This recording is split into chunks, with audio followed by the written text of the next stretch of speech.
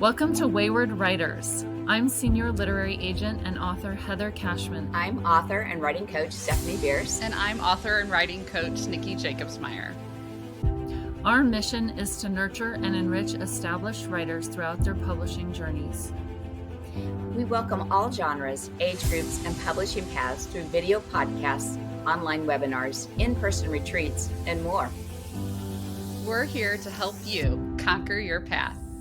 Hello, everyone. We're glad to have you with us today as we chat with author Bethany Hegedus and the 8 stages of the literary life. Bethany Hegedus' books have been included in numerous best of lists, such as A Mighty Girl's Best Books and Kirkus Best Books of the Year. A former educator, Bethany is an in-demand keynote speaker, workshop leader, and mentor. She holds an MFA in writing, is the founder and creative director of The Writing Barn, a writing retreat and workshop space, and is host of the popular Courage to Create podcast. Welcome, Bethany. Hi, thank you so much for having me. You are amazing. We're so glad to have you. You have so much experience with the different parts of children's literature and helping others find their ways. Can you share your journey with us that led you to find the Writing Barn and what inspired you to create this space for writers? Oh, goodness. So the Writing Barn is now 11 years old. So maybe starting to read middle grade. As we think about the age of our readers, it's hard to believe that the Writing Barn is 11 years old now. I moved to Austin about 14 years ago from New York City. And I was already published when I moved to Austin. I had a novel out and a second novel coming out. I really wanted to live and work as an artist, and there was no way I was going to be able to do that in Brooklyn. Austin was a little bit cheaper than it is now, 14 years ago. And I then I also moved here to hopefully meet someone. And when my last relationship broke up, and I did find someone, and he had this beautiful piece of land, and he was converting the old horse barn in the back to a workshop space. He studies Sanskrit and yoga. My husband, Vivek, who's a physicist, as he was doing, or actually the house was on the property, was becoming this workshop space. And there was this old barn in the back that just housed everything from his past life. And I was like, we're going to move forward here. And we were talking marriage and kids at an older age. I was like, the house needs to be a house. And he was like, let's convert the barn. And I was working at the Writers League of Texas at the time as like the world's worst office manager. and I got called in to fill in for my boss on a panel, and one of my fellow compatriots in the office started calling me Sparkle Bethany.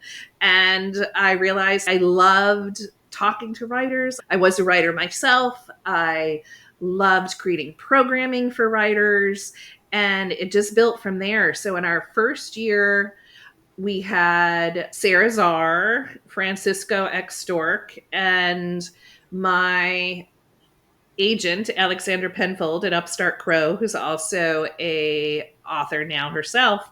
And she was just moving from editing into agenting and then producing her own books. So we took off from there. We built slowly, locally in the Austin area. And then I think we were more known outside of Austin than we were in Austin for a time. And that's as writers flew in and flew out to come to our intensive events. And then we started on Zoom about 2 years before the pandemic, because if we were going to go online, which people were asking, I didn't want to have canned and recorded classes. I wanted to have classes that you felt like you were right there in real time and you could ask your questions, and which is what we're doing today. We're all here together in this virtual room having a conversation and engaging live. And so Zoom allowed us to do that. And then we were doing that before the pandemic. And then we really increased our reach during the pandemic, creating programs right away to work with where writers were, what their frustrations were, their questions about the industry, creating community online and keeping it vibrant and alive. is as much of a mission to me as creating community was when we were physically in the space. So now we actually don't use the space as often anymore. People can come there to potentially retreat on their own, but it's getting used by locals for lots of different things, therapist trainings and yoga trainings and all sorts of stuff. That's great. And I love how you all just adapted to the current climate and change and how you can reach people by doing that. So thank you for continuing during all that, and congratulations on your 11 years. That's huge. Thank you. Yeah, last year we had a year-long kind of Yes. vlog series and it's been so interesting to see where we started. I started teaching at my kitchen table when the barn would get booked. I'd be teaching a picture book class at the kitchen table. One of those writers was Christina Sutenvart, who's now double Newbery Honor awarded author, and just watching people's careers develop as the writing barn is developed too, and then helping launch people is really exciting, and getting to be a part of that. Like, we don't forget as agents and having these discussions too, like, you get to celebrate people's successes. And so I really believe success begets more success, and then just have joy all the time, because it's rough out there and we need more joy. It is. Iron sharpens iron, right? It does. And you've got so much going on, and it's so exciting. How do you manage to balance all of your projects with your own writing? You got secrets to time management to give us all clues, or magic wand hidden somewhere? Oh, I have the superpower to freeze time. No, I wish. Could you loan it to me? I know, really have a great team at the Writing Barn, led by Jessica Hincapie and Susan Johnson Taylor, who recently joined our team, who many people in Kidlit know. We work with writers like on staff as well. So as we've grown, they've allowed me to keep developing new things, and that keeps things fresh for my own writing. And back in the day, I was a really diligent writer. Like, I wrote every day, 2 pages a day, kind of like Kate DiCamillo, or I would meet with my critique group every Thursday, and when I was pre-published, and we'd share pages, and then I'd go back to, I was a writer receptionist in New York, so I got paid as much as possible for doing as little as possible. That sounds Good familiar. strategy. That sounds familiar, Bethany. Anyone? This is a tip for all struggling artists out there. Get paid as much as possible and save as much for your creative life as you can. And so I would work on my stuff pretty much 9 to 5, because I was bored at the day job, and they were happy. My only responsibility was to keep my butt in the chair, and I had to get permission to go to the bathroom. So I definitely, like teachers, definitely had to stay where I was. So it was a good training ground. That also allowed me to wherever and whenever. So in terms of tips, in terms of time management, I'm not precious about my writing schedule. I prefer writing in the morning, because I have like my freshest, cleanest mind in the morning. I'm a morning person, but I will write in the car, outside of pickup in my son's school. I will do edits outside the doctor's office. I can work on the couch. I can work with friends. Kathy Appelt once said, when she was like a young mother, and the Writing Barn, I have a 9-year-old. So the Writing Barn and Grandfather Gandhi all started around the same time. And then 2 years later, I became a mom for the first time. And so everything was growing at once. And she, said to me too, she was like, you can write in 15 minutes. Drop in, show up, get done what you can. My agent also reminded me at the time that there are seasons in our writing life if we're lucky, and in our career. And so I would love to get back to novels. I haven't written a new novel. I have one unpublished floated around, and got all those rejections to the 2 that came out first, that nobody remembers, that reviewed well but are out of print. And so you take your knocks and what you can get done, and you just work it in. And also, tip wise, I used to be much more diligent than I am now. in terms of I'd have a 2-week window that if I didn't write, I'd get really cranky. Yes. And now working with as many writers as I do, that was like my sign to get back to it. So now I'm surrounded by creativity all the time, working with the many writers that I work with and working on their projects. Then I save my own creativity and my own time to write. I can drop down in quicker times. Like I don't need as long of sessions as I used to when I was in my earlier years. And I guess, yeah, we're going to talk about those 8 phases. And so I guess that's also part of being at this now for, I started writing in 99, started pursuing publication in 99, became published in 2009, 10 years later, and then have been published the last 15 years. So it takes decades sometimes to build, and you learn things. It starts to seep into your bones, right? Like muscle memory. That's important to remember, to just do what you can and be in it for the long game, right? It's a marathon. It is. Absolutely. Sometimes a triathlon. Depends on the day. It surely does. It surely does. Yes. So based on your experience and working with all these different writers, what are the most common challenges that you see aspiring writers facing today?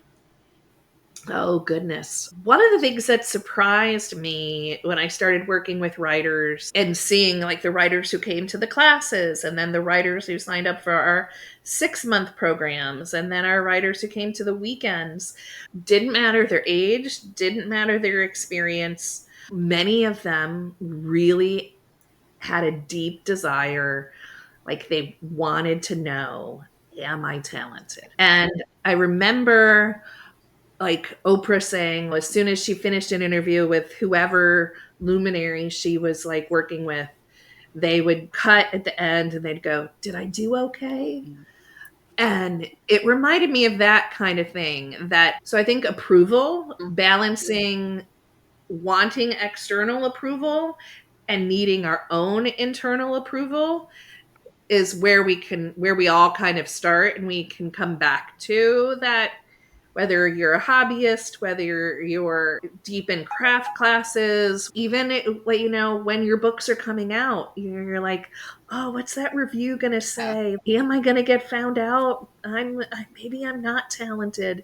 And so it's really working like a lot with mindset that I think is really important, because for me, part of my mission in working with writers and merging the deep craft that the Writing Barn offers and then the business aspect and being able to talk about the business in a creative way that master's programs don't talk about, is trusting your voice, trusting that you are talented, and also enjoying the ride. If we're going to be doing this for 25 years, I don't want us to be miserable and desperate and needy. Tell me I'm good. Tell me I'm good. And we have to start telling ourselves we're good, and really recognizing how our voice develops and how a story develops, and when to take it deeper and when to let it rest. Like it's a lifetime of learning. That's why we're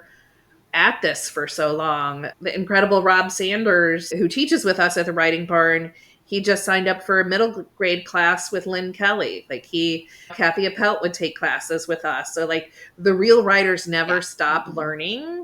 And that too reminds me of, they're trying new things too. They're going back to the page and facing the blank page like we all do. Absolutely. Wondering that little voice, am I talented? Yeah. And I think community really helps with that, surrounding yourself with people that have the same goals and things like that. So how important is community for a writer? And what are some ways writers can find or build their own supportive communities? Gosh, I think community is essential. Like, there's a gentleman I study with, Jeffrey Davis, who's not a children's writer, but like a business creative kind of guy. He has a book called Tracking Wonder, and he talks about the do it together spirit versus the DIY.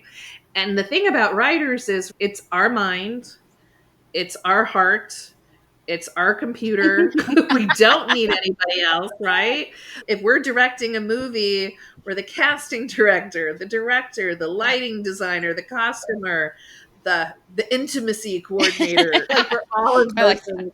If you're writing YA with or some steamy scenes in new adult or something like that, you can do it all on your own, and that's only going to take you so far. That will take you through a draft potentially. It won't let you see, are your words conducting?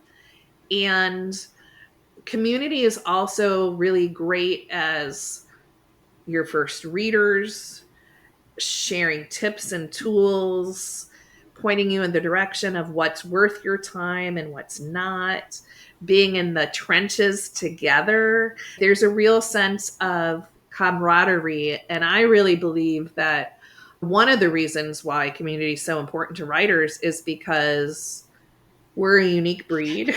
And we're a unique industry too. Like, you can't talk to your dentist about your story. Now, sometimes we can't even talk to our partner about our story. Like, we can talk to other writers who face the challenges that we do. They understand.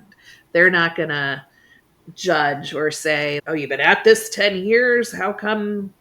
What have I read lately? Or where's your bestseller? Or they understand celebrating like the 25th time you finished a draft of a Yes. novel. It's My yeah. husband would be like, Yes. didn't you finish that before? I was like, oh yeah, Sure I have. did. Right. I'm finishing it again Well, today. and then right, the joy when the 40th draft gets sold. It's a win for everyone. Like, everyone is very It is. joyous. Like, they feel like they've been a part of that project. If a critique partner sells something, I feel just as Yes. joyful as that person, because And it you're is a part of huge that. and Kind of be wonderful. a midwife in there, helping birth that Yes. baby there. Yeah.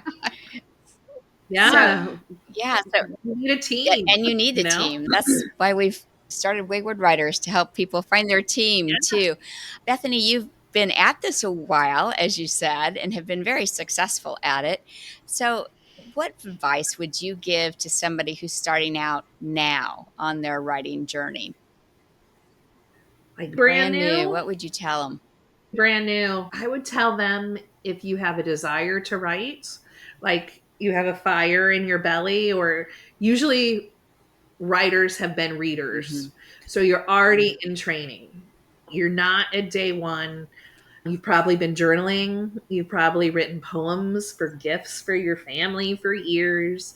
Like, you probably already are known in your circle of friends. Oh, she or he or they have some skill with a turn of phrase. Like, writers, we can't help but share our gift. And I really believe that desire to publish is the sharing of that gift, is the desire to be. Probably been, I'll write it in performance you've probably done. So being in that dreamer stage, which I think phase one really is, you are capitalizing on all of that energy that you've already had and put forth in just loving story. And then what comes next is like learning the components of story. I really believe anybody who has a desire to write can and will publish. I actually traditionally publish if they keep at it. Like, I have seen people writing the worst rhyming picture books, didactic, show up at one of our classes, where in other conferences, when I was growing, a younger writer growing into my path, you'd hear the faculty laughing at them. Or back in my days in New York, you used to hear stories of like agents touting in the back room, how many writers I made cry today. I believe that like really rough, raw stuff where we start, that's trite and painful and we think is good, is so brave. I look back at like when I was first writing in a writing class, and it was awful. But what happened was, like, it opened the floodgates for me. And so to put yourself in classes and around writers and reading books on your own, craft books, creating your own craft techniques, because while I think I definitely think craft can be taught, and I think we can deepen it, but it's also about discovering your voice and uncovering what you have to say that nobody else can say. And so there's a lot to it. So I'd tell them to get ready. Get ready. Buckle your seat. Enjoy the ride. Right. Enjoy the ride. I don't think I enjoyed it as much as I could have now 25 years later or whatever. It feels a lot more fun than it did while it was happening. So yeah. In publishing, it's this very strange industry. And I think that for me, one of the things I would tell new writers is don't have expectations, because when you're getting to know the industry, if you have expectations of the industry, you will inevitably be disappointed in that. And one of those things is that we don't have control over the subjective opinions of other people. I actually have a hard time rejecting sometimes, and sometimes I cannot go into my query inbox because I just can't reject another person today. I just can't do it. And I think that there's so much in publishing we can't control. So, what advice do you have for authors to help them deal with those uncontrollables? Oh my goodness. It's all uncontrollable, right? And it's the only thing we can control is the craft and taking the feedback and knowing it's subjective, like you said. And that's so beautiful, Heather, to know that it's painful to say no. It's painful to hear no. It's painful to know, the work that writers do before they send it to you. And I do think many people send stuff too early, right? So that also is like your expectation. Like we send stuff. And I think that's the other question. Am I talented and is it ready? That's the questions writers really would love answered. And figuring that out for yourself over time is so important. And really, to me, rejection has taught me everything. So I don't like it, right? I still get rejected. It's given me, I don't know, I'm so pleased now that all the different no's that have come, whether on every project, each and every book that's made it to publication has gotten probably 10 to 20 or more no's. When I was a pre-published writer, I heard Kate DiCamillo talk about her like 200 no's or something. And I made it my mission to get more no's than Kate DiCamillo. Because if I was getting no's, it meant that I was taking action when ready, trying not to send out too soon or learning from that and going back to the drawing board and keep perfecting my craft and building relationships and trusting when somebody said to me they wanted me to send them another story or they wanted to see my work again, like that was true. And so to keep developing, and also the no's helped me realize too that writing cannot be people pleasing. We can't write by committee. We have to filter the feedback through our creative choices and our creative instincts. And someone's subjective opinion is based on what they know. It's based on their fears. It's based on their emotions. It's based on, were they hungry right then? Their triggers. Yes. Did they have a bad dream last night and the color blue Right. is just not flying, right? Right. Yeah. Or these events that we lead down at the writing barn, these pitch and plays, like I never wanted to engage with the industry in the way that we're doing now, because of putting the cart before the horse. So many people skip that craft part and they just go straight to like, I'm going to break in and my work is good. And the flip side of the, am I talented, are the people who are like, oh, I'm great. A little like the singers on American Idol in the beginning, where they'd show people who were slightly delusional, who hadn't like done the work and didn't have. There's a reason I don't sing in public. It's because I don't have a good voice. But like developing your voice on the page is something different. I get so passionate about this, as you guys can probably tell, that like rejection, to me, it gave me my career because I learned from it. I got a will of steel. I will ask anyone anything. You can tell me no. It's no still hurts, but it's also okay. Now what? And I even have my agent now using the phrase that I use like all the time about we only need the one yes. Right. So it's my job as a writer for myself to turn the no's into yeses, to slant the project if I hear something's going on in the market, not to lose my instincts to write to the market, but to understand the market in a way that's going to help me reach Sure. readers. Um, and yeah, and there's a Wallace Stevens poem that I love. The last line is, after the final no, there comes a yes. And on that yes, the world depends. That's So that's all we Yes. need. One yes per project, only one. We have to go through that minefield of 100, 200.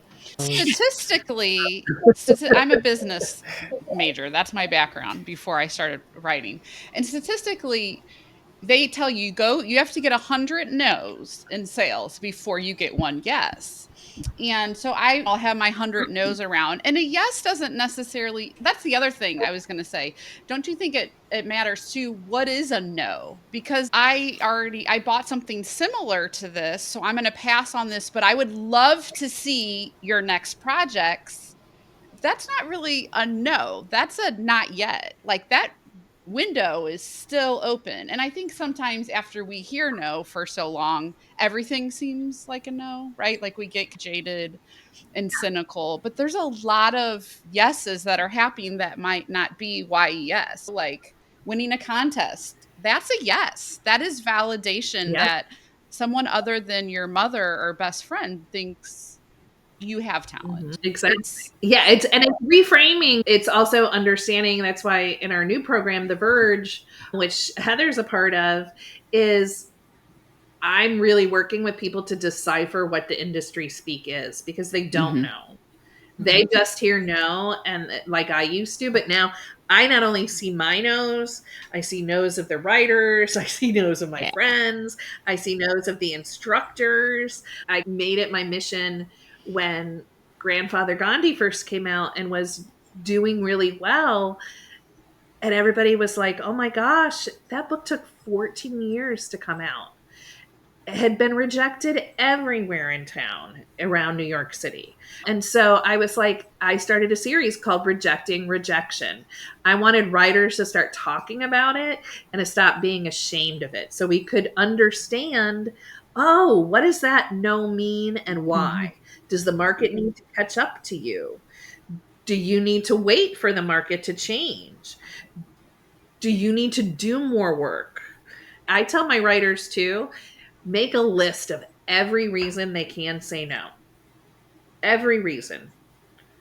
Because you're going to hear those. Whether it's your opening's too slow or your main character's not likable, with picture books, your pacing is off, or those are actionable things that you could potentially do something about. So if you get that from a number of places, then maybe you can go revisit if you need to. But if it's a creative decision you've made, I want my character to be unlikable. Then when you hear the no because of that, you just think, next, not right for me. You're really looking for the right match, not just any yes, the right yes. And I also think that if it was meant for you, it will happen for you. Like, people, things circle around, things come back. I've had, do you guys know the wonderful writer Linda Mullally Hunt, middle Mhm. grade writer? She, with her first book, won for the Murphys before, in like the tree. Yeah. fish in a Mhm. tree and stuff like that. So won for the Murphys. She got signed by Aaron Murphy, but originally Aaron passed on it and told her it was too quiet. And then weeks later, or maybe it was even months later, I was like, gosh, I was still thinking about that book, like, and reached back out to her. So that no, like on its own, that no became a Mhm. yes. And then that quiet book launched her into becoming a really great middle grade writer with other things happening. So sometimes you just hang in there. You got to look for all the signs that it's going to happen and stop looking for the signs that it's not going to happen. So I think that's like your yeses. Did you win an award? Did you get asked to see more? Did they like the pitch? Did they respond to your character? Did they laugh at the right place? All of that can feel like a win to keep going. Does your writing teacher like it? I often think fellow authors will champion work before sometimes the gatekeepers in the industry do, because they see talent and they know what it's like to like. So take those to heart. When somebody tells you keep going, keep going. Yeah. Bethany, thank you so much for being with us and taking the time to just share your passion for writing in the community. Please join us for part 2 with Bethany Hegedus in the next episode. Thank you for joining us on this episode of Wayward Writers. Let's connect. Find us at waywardwriters.com, X, Instagram, YouTube, and Facebook. See you next time. Conquer your path.